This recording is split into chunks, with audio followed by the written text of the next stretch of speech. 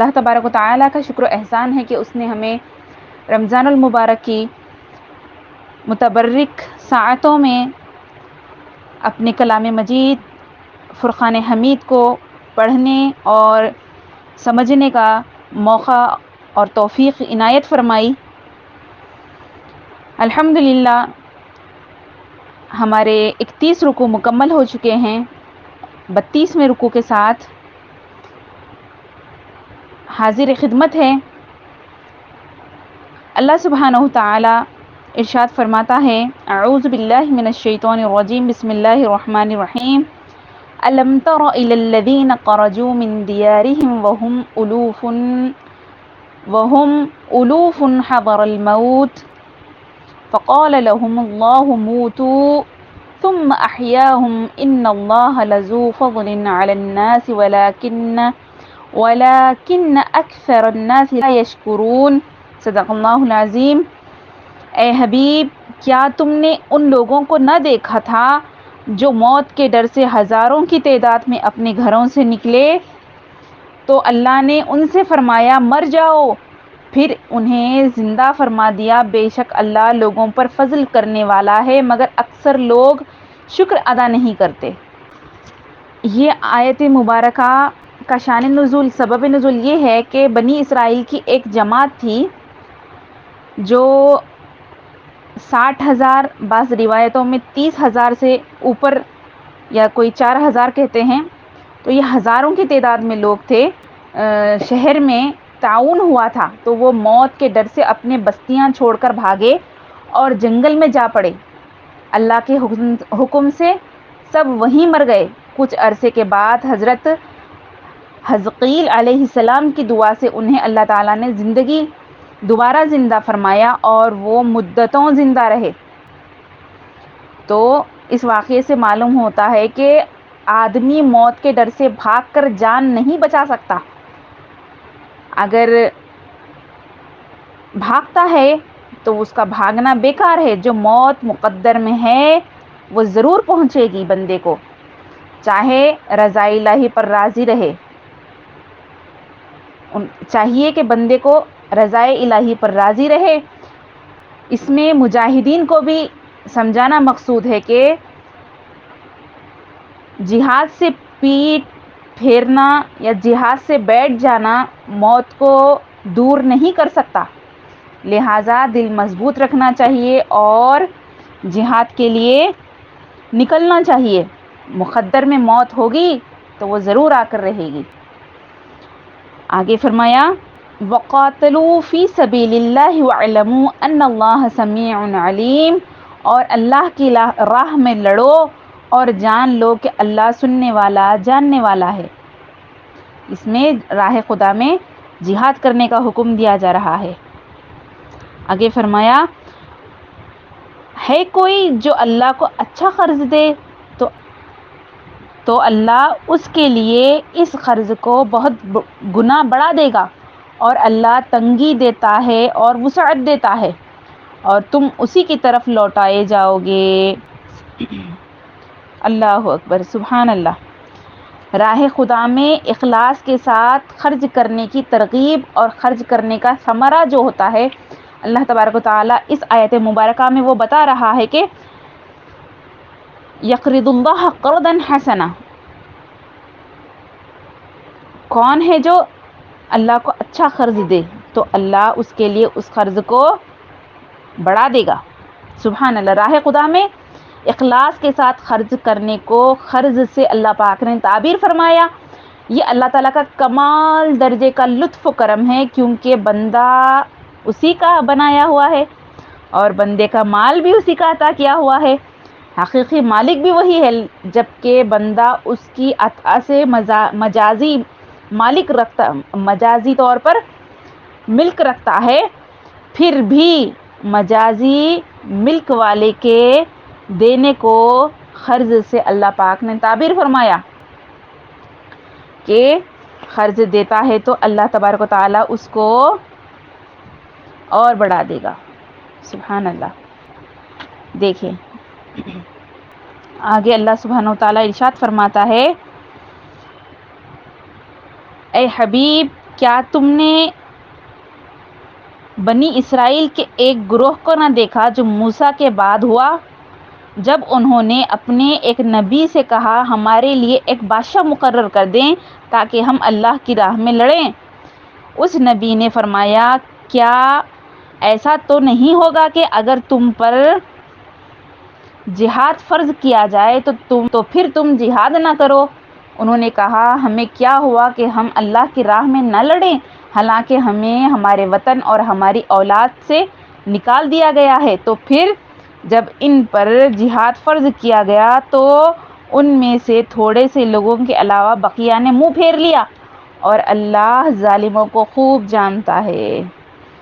اللہ اکبر۔ جہاد کا حکم دینے کے بعد جہاد کی ہمت اور حوصلہ پیدا کرنے والا ایک واقعہ یہاں پر بیان ہو رہا ہے کہ حضرت موسیٰ علیہ السلام کے بعد بنی اسرائیل پر جہاد کی فرضیت اور اس قوم کا جو عمل تھا باغیانہ، وہ اس میں بتایا جا رہا ہے کہ یہ ہوا تھا حضرت موسیٰ علیہ السلام کے بعد جب بنی اسرائیل کی حالت خراب ہو گئی، انہوں نے عہد الہی کو فراموش کیا، بت پرستی میں مبتلا ہو گئے، سرکشی اور برے اعمال بد افعالی انتہا کو پہنچ گئی۔ ان پر قوم جالوت مسلط ہوئی جس کو قوم عمالقہ کہتے تھے، ہم اس سے پہلے بھی بتائے تھے۔ قوم عمالقہ کے بارے میں شروع میں ہم نے تفصیل سے پڑھا تھا، کیونکہ جالوت عملیق بن عاد کی اولاد سے ایک نہایت ہی ظالم اور جابر بادشاہ تھا۔ اس کی قوم کے لوگ مصر اور فلسطین کے درمیان بحر روم کے ساحل پر رہتے تھے۔ انہوں نے بنی اسرائیل کے شہر چھین لیے، آدمی گرفتار کیے، طرح طرح کی سختیاں کی۔ اس زمانے میں کوئی نبی قوم بنی اسرائیل میں موجود نہیں تھے۔ خاندان نبوت سے صرف ایک بیوی باقی رہی تھی جو حاملہ تھی۔ ان کے فرزند تولد ہوئے، ان کا نام اشموئیل رکھا۔ جب وہ بڑے ہوئے تو انہیں علم توریت حاصل کرنے کے لیے بیت المقدس میں ایک بڑے عالم کے پاس بھیج دیا گیا، ان عالم کے سپرد کیا۔ وہ آپ کے ساتھ بہت ہی کمال شفقت کرتے اور آپ کو فرزند کہتے۔ جب آپ سن بلوغ کو پہنچے تو ایک شب آپ اس عالم کے قریب آرام فرما رہے تھے کہ حضرت جبرائیل علیہ السلام نے اسی عالم کے آواز میں یا اشموئیل کہہ کر پکارا۔ آپ عالم کے پاس گئے اور فرمایا آپ نے مجھے پکارا۔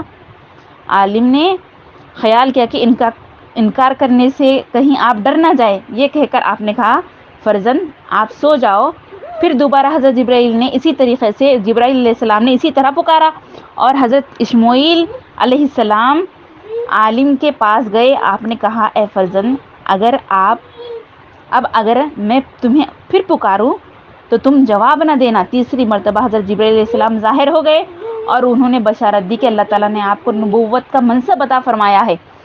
آپ اپنی قوم کی طرف جائیں اور اپنے رب کے احکام پہنچائیں۔ جب آپ قوم کی طرف تشریف لائے انہوں نے آپ کی تکذیب کی اور کہا آپ اتنی جلدی نبی بن گئے؟ اچھا اگر آپ نبی ہے تو ہمارے لیے ایک بادشاہ مقرر کیجیے، ہمارے لیے ایک بادشاہ ڈھونڈیے۔ تو یہی اس آیت مبارکہ میں اسی واقعے کی طرف اللہ تبارک و تعالیٰ اشارہ فرما رہا ہے، کہہ رہا ہے کہ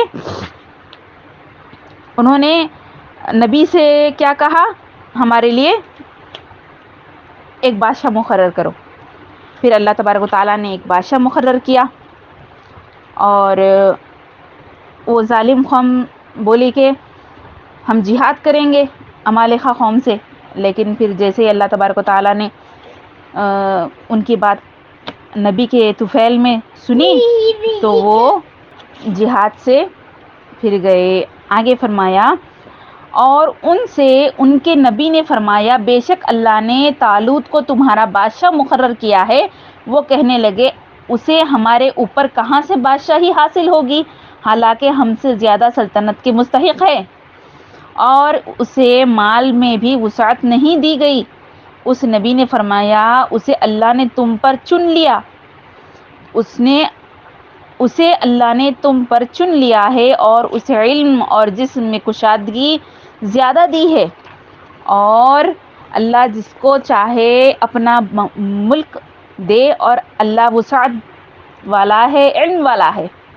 اور ان سے ان کے نبی نے فرمایا اس کی بادشاہی کی نشانی یہ ہے کہ تمہارے پاس وہ تابوت آ جائے گا جس میں تمہارے رب کی طرف سے دلوں کا چین ہے، اور معزز موسیٰ اور معزز ہارون کی چھوڑی ہوئی چیزوں کا بقیہ ہے۔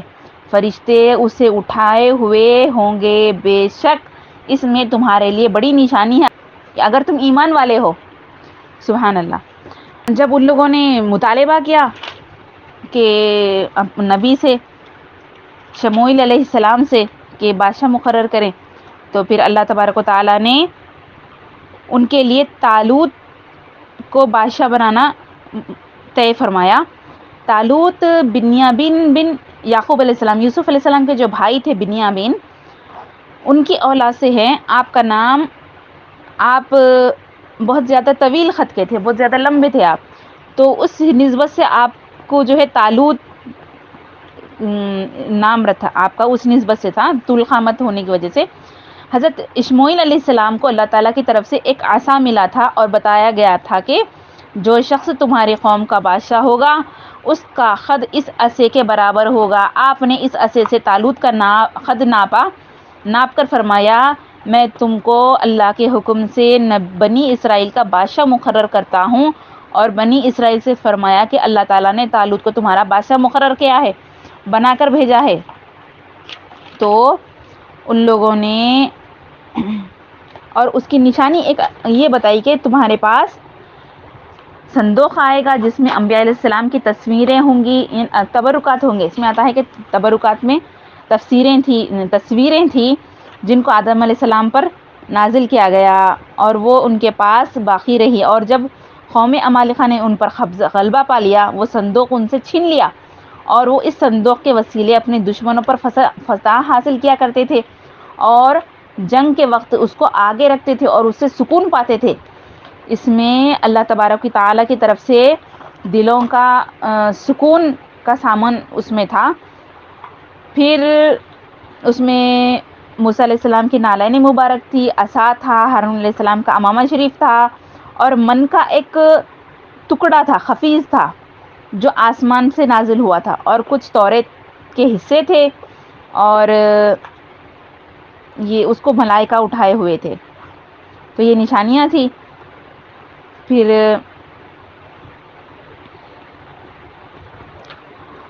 وہ طالوت کے پاس لہٰذا کیا ہوا، فرشتوں نے اس کو زمین اور آسمان کے درمیان اٹھایا اور وہ طالوت کے پاس لے گئے۔ وہ دیکھ رہے تھے تو انہوں نے آپ کی بادشاہت کا اقرار کیا اور جہاد کے لیے آگے بڑھے۔ پس انہوں نے 70,000 جوانوں کا انتخاب کیا حضرت طالوت علیہ السلام نے۔ پھر دیکھیں یہ جو آیت مبارکہ ہے اور اس کے تحت جو مذکورہ تفسیر ہے، اس سے ہمیں پتہ چلا کہ اللہ تعالیٰ کے نیک اور مقبول بندوں کے جسم سے جو چیزیں مس ہو ان میں برکتیں آ جاتی ہے، ان کے توسط اور وسیلے سے مشکلیں آسان ہوتی ہے اور دعائیں قبول ہوتی ہے، دکھوں تکلیفوں کا ازالہ ہوتا ہے، بیماریوں سے شفا اور دردوں کا مداوع ہوتا ہے۔ حضرت یوسف علیہ السلام کا یہ فرمان تھا کہ اذهبوا بقمیص ھذا فالقوه علی وجه ابی یأتی بصیرا۔ اللہ اکبر۔ یہ میری قمیص لے جاؤ اور والد گرامی کے چہرے مبارک پر ڈال دینا، بینائی لوٹ آئے گی۔ یہ کیا ہے؟ دلیل ہے۔ فرتد بصیرا، یعقوب علیہ السلام کی اس کے جواب میں کیا آیا قرآن پاک میں؟ حضرت یعقوب علیہ السلام کی بینائی لوٹ آئی۔ یہ اس پر شاہد صادق ہے۔ ایک خالی ذہن آدمی جو صفا مروہ کے بارے میں معلومات نہیں رکھتا، مقام ابراہیم کی حقیقت سے آگاہ نہیں، اس کے ذہن میں طرح طرح کے تصورات آئیں گے، شاید صفا مروہ کی پہاڑیاں سونے یا چاندی کی ہوں گی اسی لیے انہیں اللہ تعالیٰ اپنی نشانیاں کہہ رہا ہے، یا بہت بلند ہوں گی جس کی وجہ سے شعائر اللہ بن گئی، ہوں گی، یا کہیں ایسا نہ ہو کہ بہت سرسبز و شاداب ہو، اسی لیے اللہ تعالیٰ نے اس کو اپنی نشانیوں میں شمار کیا، اور مقام ابراہیم وہ جگہ نہ ہو جہاں حضرت ابراہیم علیہ السلام کا قدم مبارک جسم سے جدا کر کے رکھا گیا ہو۔ لیکن صفا مروہ کی زیارت کرنے والے جانتے ہیں اور بتانے والے بتاتے ہیں کہ یہ پہاڑیاں سونے چاندی کی عام نہیں ہیں، بلکہ عام پتھروں کی طرح ہے، عام پتھروں کی ہے، بلند و والا بھی نہیں ہے بلکہ چھوٹی چھوٹی ہے۔ اگر بلندی کی وجہ سے وہ اللہ کی نشانیاں شعائر اللہ فرماتا تو یہ جو ہمالیہ ہے، ہمالیہ کو فرماتا، ایسا نہیں ہے۔ شادابی ہریالی کی وجہ سے اللہ کی نشانیاں قرار پاتی، تو کشمیر کے پہاڑیاں تو شادابی میں مشہور ہے، وہ قرار پاتی۔ یہ پہاڑیاں اگرچہ بلند و بالا نہیں، لیکن ان کی عظمت اور رفت کی بلندیوں کو ہمالیہ بھی نہیں پہنچ سکتی۔ اگرچہ سرسبز شاداب نہیں بلکہ جلی ہوئی سیاہ پہاڑیاں ہیں، لیکن اہل دل جانتے ہیں کہ کشمیر کی سرسبز پہاڑیاں ان کی گرد راہ کو بھی نہیں پہنچ سکی۔ وجہ صرف یہ ہے کہ ان پہاڑیوں کو چند لمحے اللہ تعالیٰ کی ایک نیک اور برگزیدہ بندی کے قدم چومنے کی سعادت مل گئی، جب سے ان کے ساتھ حضرت بی بی ہاجرہ کے قدم لگے، دنیا بھر کی پہاڑیاں ممتاز ہو گئی، دنیا بھر کی پہاڑیوں سے وہ ممتاز پہاڑی ہو گئی، یہاں تک کہ اللہ نے اس کی عظمت اور شان میں ارشاد فرمایا، ان الصفا والمروہ من شعائر اللہ، کہ صفا اور مروہ اللہ کی نشانیوں میں سے۔ اسی طرح مقام ابراہیم بھی ایک پتھر ہی ہے جس پر حضرت ابراہیم علیہ السلام کے قدم مبارک کے نشان ثبت ہو گئے، ہزاروں برس گزر چکے، وہ پتھر نشان قدم سمیت محفوظ ہے۔ صفا مروہ کی سعی کرنا، مقام ابراہیم کی تعظیم و تکریم کرنا مناسک حج میں سے ہے۔ یہاں سے ثابت ہوا کہ جو چیزیں اللہ تعالیٰ کے نیک بندوں سے مس ہو جائے، چھو جائے، یا جن چیزوں کی نسبت مقبولان بارگاہ کی طرف سے ہو جائے، وہ چیزیں بھی بابرکت ہو جاتی ہے۔ انبیاء اکرام سے لے کر صحابہ اکرام، تابعین کرام تک، علماء ربانیین سے لے کر اولیاء کاملین، علماء سے لے کر عوام الناس تک، سب کے سب ان تبرکات کو قابل صد تکریم، متاع دنیا سے زیادہ قیمتی اور جان سے زیادہ عزیز سمجھتے ہیں، اور ان سے برکتیں حاصل کرتے ہیں۔ دیکھیں، حضرت خالد بن ولید رضی اللہ تعالیٰ عنہ کی ٹوپی میں رسول پاک صلی اللہ علیہ وسلم کے چند بال مبارک تھے۔ آپ فرماتے ہیں، یہ ٹوپی جس غزوے میں میرے پاس رہی، مجھے اس کی برکت سے فتح حاصل ہوتی رہی۔ آپ کی یہ ٹوپی غزوے میں گر گئی، کسی غزوے میں آپ نے اسے حاصل کرنے کے لیے سخت حملہ کیا، جس میں بہت سے مسلمان شہید ہو گئے۔ صحابہ اکرام نے اعتراض کیا، ایک ٹوپی کی خاطر آپ نے اتنے مسلمانوں کو شہید کرا دیا؟ انہوں نے جواب دیا، یہ جملہ ٹوپیوں کے لیے نہیں کیا، یہ حملہ ٹوپیوں کے لیے نہیں کیا، بلکہ منہ مبارک کے لیے کیا تھا جو ٹوپی میں تھے، مبادا ان کی برکت میرے پاس سے جاتی رہی۔ اور سیرت رسول اکرم صلی اللہ علیہ وسلم میں اصحابہ کے حوالے سے منقول ہے کہ ایک دن حضرت خداش بن ابی خداش مکی نے رسول پاک صلی اللہ علیہ وسلم کو ایک پیالے میں کھانا کھاتے دیکھا، انہوں نے وہ پیالہ بطور تبرک آپ سے لے لیا۔ حضرت عمر فاروق رضی اللہ تعالیٰ عنہ جب کبھی حضرت خداش رضی اللہ تعالیٰ عنہ کے گھر تشریف لے جاتے تو ان سے وہی پیالہ طلب فرماتے، اسے آب زمزم سے بھر کر پیتے اور چہرے پر چھینٹے مارتے۔ یوں پیالہ نبی کریم صلی اللہ علیہ وسلم سے آپ برکتیں حاصل فرماتے۔ ابن سیرین رضی اللہ تعالیٰ عنہ سے روایت ہے، آپ فرماتے ہیں کہ میں نے حضرت عبیدہ رضی اللہ تعالیٰ عنہ سے کہا، ہمارے پاس نبی کریم صلی اللہ علیہ وسلم کے چند بال مبارک ہے جو ہمیں حضرت انس رضی اللہ تعالیٰ عنہ یا حضرت کے گھر والوں کی طرف سے ملے تھے۔ تو اس پر حضرت عبیدہ رضی اللہ تعالیٰ عنہ نے فرمایا، میرے پاس ان بالوں میں سے ایک بال کا ہونا دنیا و ما فیہا سے زیادہ محبوب ہے۔ بخاری شریف کی حدیث شریف ہے۔ تو یہ بات مسلم ہے، اس کا انکار کر ہی نہیں سکتے، یہ بے وقوفی ہے۔ اس بات کا انکار کہ اللہ تعالیٰ کے پیاروں سے نسبت رکھنے والی ہر چیز بابرکت ہوتی ہے، جیسے تابوت میں حضرت موسیٰ علیہ السلام کے نالین شریف یعنی پاؤں میں پہننے کے جوڑے بھی برکت کا ذریعہ تھے. تو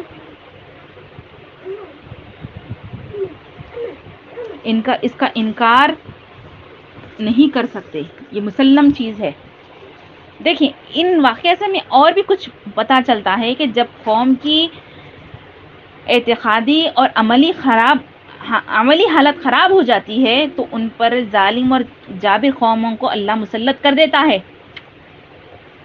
اس آیت مبارکہ کو سامنے رکھ کر پوری دنیا کے مسلم ممالک کی اعتقادی اور عملی حالت کو دیکھا جائے تو اوپر کا نقشہ واضح طور پر نظر آئے گا.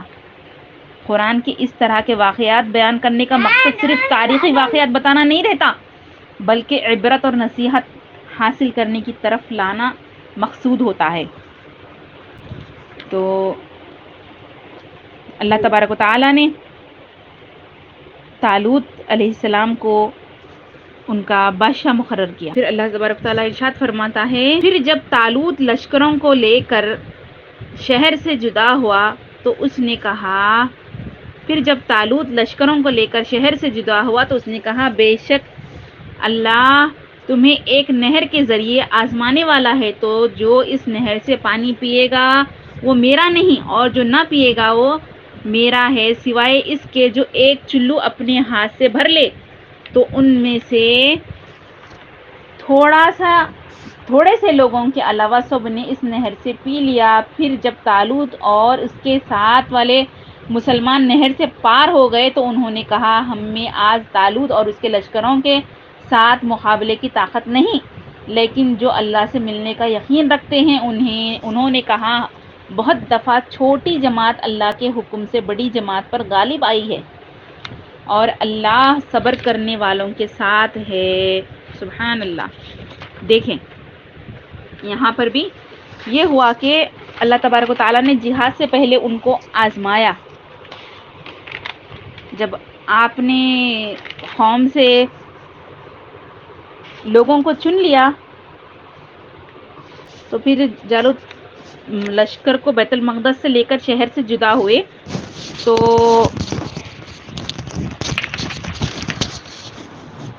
اس وقت سخت گرمی تھی. تو اہل لشکر نے پانی طلب کیا، بولا بے شک اللہ تمہیں ایک نہر سے آزمانے والا ہے. آپ نے کہا تاکہ وہ فرق کرنے کہ کون اس کی اللہ کی اطاعت کرتا ہے اور کون نافرمانی کرتا ہے. اللہ نے امتحان لیا ان کا. پھر نہر اردن اور فلسطین کے درمیان میں تھی، تو جو اس کا پانی پیا آپ نے کہا کہ وہ میرا نہیں، یعنی میری اتباع نہیں کرنے والا ہے. تو اس واقعے سے یہ حکمت بھی ہم کو معلوم ہوئی کہ جہاد سے پہلے آزمائش کر لینا بہتر ہے. عین وقت پر کوئی بزدلی دکھائے تو اس کا نتیجہ اچھا نہیں ہوتا. حالت امن میں فوج کی تربیت اور محنت و مشقت اسی مقصد کے لیے ہوتی ہے. نیز یہ بھی معلوم ہوا کہ کسی بڑے امتحان سے پہلے چھوٹے سے امتحان سے گزر لینا چاہیے، اس سے دل میں قوت پیدا ہو جاتی ہے. تو ہوا یہ تھا کہ ایک چلو پانی جو نہر سے پینے والوں کو تو پیاس بجھ گئی اور جہاد بھی شامل رہے وہ جہاد میں بھی، لیکن پوری پیاس بجھانے کے لیے جنہوں نے پانی پیا زیادہ، وہ پینے والوں کو تو پیاس بجھیچ نہیں، وہ قابل اور جہاد کے قابل بھی نہیں رہے وہ لوگ. اب انہوں نے 80,000 لوگ چنے تھے، تو 80,000 میں سے 76,000 نے پانی پی لیا. صرف 4,000 آدمی حقیقی طور پہ فرمان بردار نکلے ان لوگوں میں سے. پھر یہ ہوا کہ آپ نے دعا کی.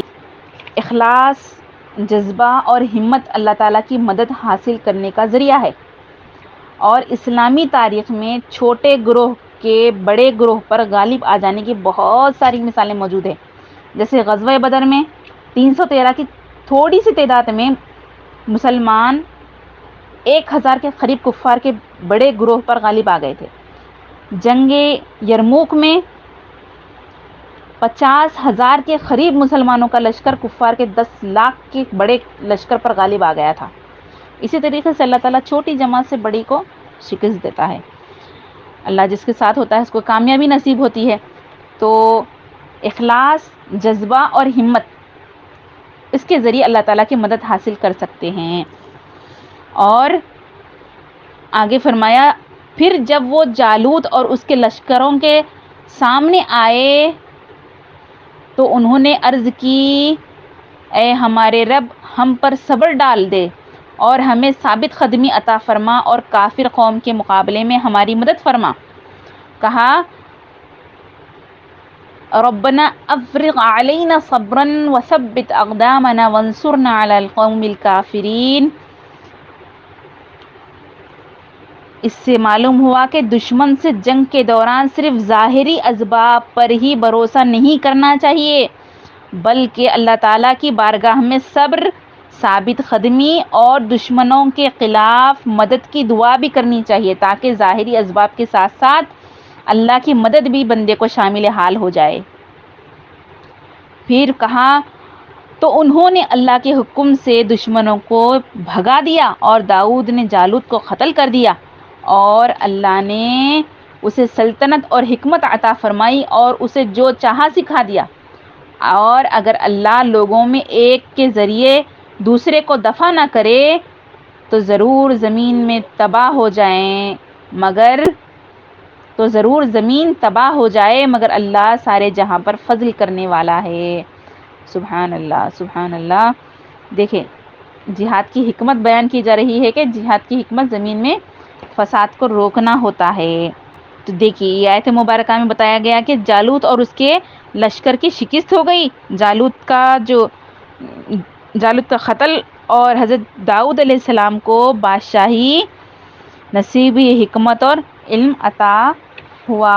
دیکھیے داؤد علیہ السلام کے جو والد گرامی تھے عیشا طالوت کے لشکر میں تھے اور ان کے ساتھ ان کے تمام فرزند بھی داؤد علیہ السلام اور ان میں سب سے چھوٹے تھے، بیمار تھے، رنگ پیلا تھا آپ کا، بکریاں چراتے تھے. جب جالوت نے بنی اسرائیل سے مقابلہ طلب کیا وہ اس کی قوت جسامت دیکھ کر گھبرائے کیونکہ وہ بڑا جابر، قوی اور بڑے جسم والا خداور تھا وہ. تو طالوت نے اپنے لشکر میں اعلان کیا کہ جو شخص طالوت کو قتل کرے گا میں اپنی بیٹی کے ساتھ ان کا نکاح کر دوں گا اور نصف ملک اس کو دوں گا. مگر کسی نے اس کا جواب نہیں دیا تو طالوت نے اپنی بیٹی حضرت شموئیل علیہ السلام سے عرض کیا کہ بارگاہ الہی میں دعا کریں. آپ نے دعا کی تو بتایا گیا کہ حضرت داؤد علیہ السلام جالوت کو قتل کریں گے. طالوت نے آپ سے عرض کیا کہ اگر آپ جالوت کو قتل کریں تو میں اپنی بیٹی آپ کے نکاح میں دوں گا اور آدھا ملک بھی آپ کو پیش کروں گا. آپ نے قبول فرمایا اور جالوت کی طرف روانہ ہوئے اور آپ نے اس کو قتل کر دیا. حضرت داؤد علیہ السلام دست مبارک میں فلاخن لے کر مقابل ہوئے. جالوت کے دل میں آپ کو دیکھ کر دہشت پیدا ہو گئی. جالوت جیسے ہی داؤد علیہ السلام کو دیکھا اس کے دل میں وحشت پیدا ہوئی مگر اس نے باتیں بہت تکبر کے ساتھ کی اور آپ کو اپنی قوت سے مرغوب کرنا چاہا. آپ نے فلاخن میں پتھر رکھ کر مارا، وہ اس کی پیشانی توڑ کر پیچھے سے نکل گیا اور جالوت مر گیا. حضرت داؤد علیہ السلام نے اس کو لا کر طالوت کے سامنے ڈال دیا. تمام بنی اسرائیل خوش ہوئے اور طالوت نے حضرت داؤد علیہ السلام کو حسب وعدہ آدھا ملک عنایت کیا اور اپنی بیٹی کا آپ کے ساتھ نکاح فرما دیا. ایک مدت کے بعد طالوت نے وفات پائی. تمام ملک حضرت داؤد علیہ السلام کی سلطنت میں آ گیا.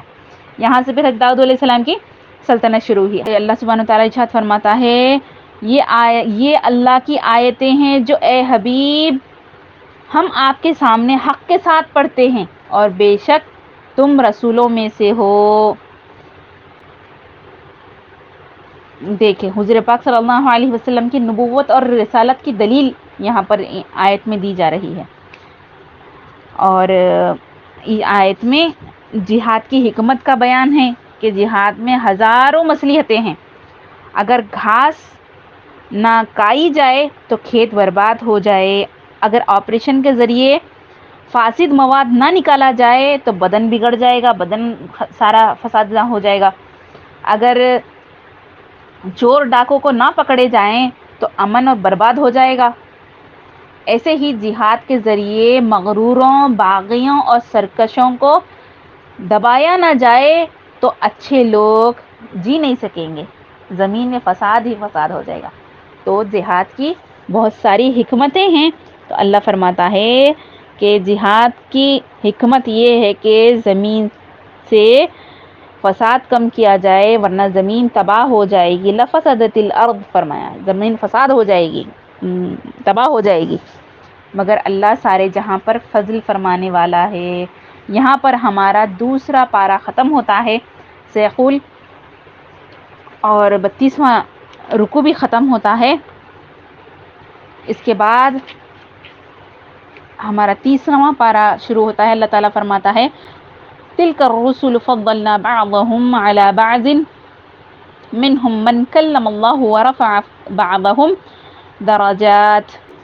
یہ رسول ہیں، ہم نے ان میں ایک کو دوسرے پر فضیلت عطا فرمائی. ان میں کسی سے اللہ نے کلام فرمایا اور کوئی وہ ہے جسے سب پر درجے بلندی عطا فرمائی. اور ہم نے مریم کے بیٹے عیسیٰ کو کھلی نشانیاں دی اور پاکیزہ روح سے اس کی مدد کی. دیکھیے انبیاء علیہ السلام کی عظمت و شان اور 3 انبیاء علیہ السلام کی خصوصی فضائل یہاں پر بیان ہو رہے ہیں کہ یعنی اصل نبوت یعنی نبی ہونے میں تو تمام انبیاء علیہ السلام برابر ہے، البتہ ان کے درجات میں فرق ہے. بعض سے اعلیٰ ہے اور ہمارے آقا صلی اللہ علیہ وسلم سب سے اعلیٰ ہے. اور یہاں پر موسیٰ علیہ السلام کا ذکر، عیسیٰ علیہ السلام کا ذکر ہو رہا ہے. اللہ نے یہاں پہ کلام فرمانے کا بھی ذکر کرا ہے، کلیم اللہ کا ذکر ہو رہا ہے، اور یہاں پہ عیسیٰ روح اللہ کا ذکر ہو رہا ہے. آگے فرمایا اللہ تعالی جو چاہتا ہے وہ کرتا ہے. کہا اور اگر اللہ چاہتا تو اگر اللہ چاہتا تو ان کے بعد والے آپس میں نہ لڑتے، جبکہ ان کے پاس کھلی نشانیاں آ چکی تھی. لیکن انہوں نے آپس میں اختلاف کیا تو ان میں کوئی مومن رہا اور کوئی کافر ہو گیا. اور اگر اللہ چاہتا تو وہ نہ لڑتے، مگر اللہ جو چاہتا ہے کرتا ہے. اللہ اکبر. اللہ جو چاہتا ہے وہ کرتا ہے. اللہ تعالیٰ جو چاہتا ہے وہ کرتا ہے. اس کے ملک میں اس کے ارادے کے خلاف کوئی کچھ نہیں کر سکتا، اور یہی خدا کی شان ہے. ہمیں یہ حکم ہے کہ اللہ تعالیٰ کے حکم پر سر تسلیم ہم کریں اور جو اس نے فرمایا اس کے مطابق عمل کریں. یہاں پر ہمارا ایک اور رکوع ختم ہوتا ہے. الحمدللہ ہمارے 2 رکوع آج مکمل ہوئے. اللہ تعالیٰ ہمیں دوسرے پارے میں بیان کردہ مضامین کو سمجھنے اور نہ صرف شریعت پر عمل کرنے کی توفیق عطا فرمائے بلکہ اس کے نفاذ کے لیے اس طرح سے جہاد کی توفیق عطا فرمائے جس طرح جہاد کا حق ہے. آمین یا رب العالمین بجاہ سید الانبیاء والمرسلین. السلام علیکم ورحمۃ اللہ وبرکاتہ.